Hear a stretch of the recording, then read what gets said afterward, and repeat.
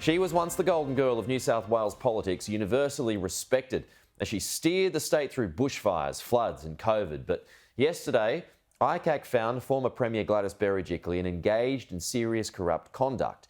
Despite the findings, though, the state's Anti-Corruption Commission says she won't be criminally charged. Joining us live now, New South Wales Shadow Health Minister Matt Kean. Matt, good to see you. Thanks for your time this morning. So, another night to reflect on the ICAC ruling. Is Gladys Berejiklian corrupt? Well, I, like the rest of New South Wales, are still scratching my head. I'm trying to understand exactly what this finding means. I mean, they've said she's so corrupt, but not corrupt enough to be referred to the DPP for criminal charges. So which one is it? This is the first ICAC inquiry that I've known of where someone has been referred off, charged with corruption, but not referred off to the DPP for criminal charges. It's highly unusual, but it's not the only unusual thing about this ICAC inquiry. What we saw was delay after delay after delay. Yeah. What we saw was the leaking of supposedly private hearings onto the public website. What we saw was a media release to announce the report date, as if they were announcing a Taylor Swift concert. And then yesterday we saw the unbecoming performance by two ICAC apparatchiks lining up cameras as they walked into Parliament to hand over the report as if it was some kind of soap opera. Well, Pete, let me tell you, integrity probes are not a soap opera, and yesterday shouldn't have been the circus which ICAC turned it into. It needs to be looked at because the public need to have confidence in the process of our integrity. Sure. bodies. No, I see your point, but back on the point of corruption, though, do you take issue with her being found to be corrupt? Look, I'm not a lawyer, but this report clearly says that she's not corrupt enough to refer it off to the DPP for criminal charges. So which one is it? Yeah. Every other ICAC probe in the state has referred the person they've named as corrupt off to the DPP to face criminal charges, whether it be Eddie Obeid, Ian McDonald, or now Daryl Maguire. But apparently Gladys Berejiklian is so corrupt that she's not able to be prosecuted in a court of law. So it just is very confusing for everyone out there. Sure. What we do know, though, is that the process which allowed this investigation to go on for 2 years and spend millions of taxpayer money has basically told us Gladys Berejiklian did not break the law. She didn't gain anything financially from her relationship with Daryl, and basically she was dating a weirdo. Yeah, no, I see your point, and a lot of it does make sense, Matt. There is something I want to show you, though. This is back in 2018. This is what Gladys Berejiklian said in Parliament, and I've got a question out the back of it, so let's just play this. You do not require a motion from this place or the other place to refer a matter to ICAC. If he or anybody else has any issues of concern, I urge them to take it to... Madam Speaker, I refer my call to every single member of this place.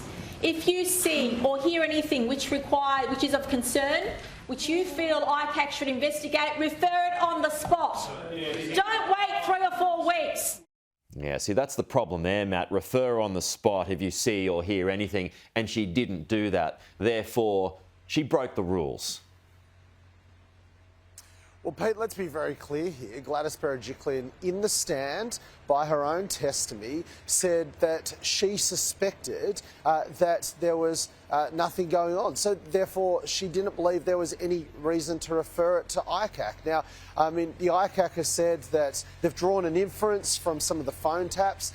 They've drawn an inference, for example, that she was trying to advance her relationship with Daryl Maguire as the reason for her giving these grants. Well, I tell you what, Gladys Berejiklian was a successful professional woman. She didn't need to give a grant to advance a relationship with a man. I mean, that's just disgraceful stuff. I'm not sure, though, that many people would buy that she didn't know what was going on was dodgy, because she'd in fact told Daryl, didn't she, that I don't need to know that bit. That's the screaming piece of evidence that a lot of people found, that she did know that something was wrong.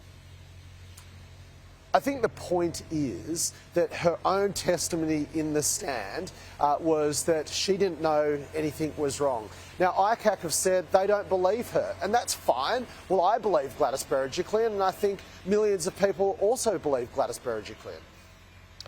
Have you spoken to her, Matt? I've been in contact with Gladys. Obviously, she's going through the report and considering her legal options. But I will say this, I've known Gladys for 20 years. What I read in that report yesterday doesn't reflect the person I know.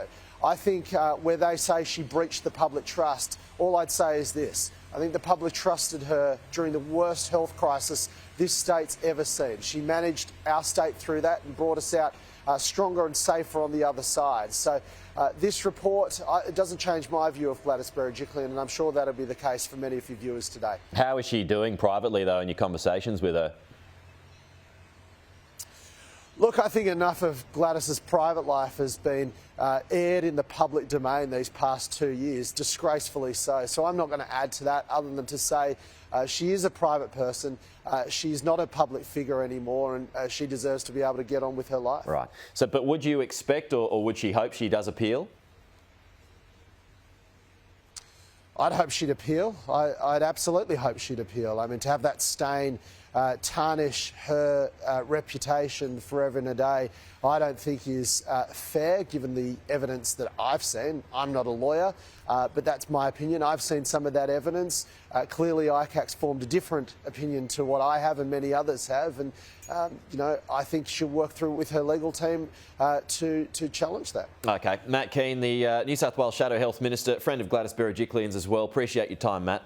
We'll talk to you soon.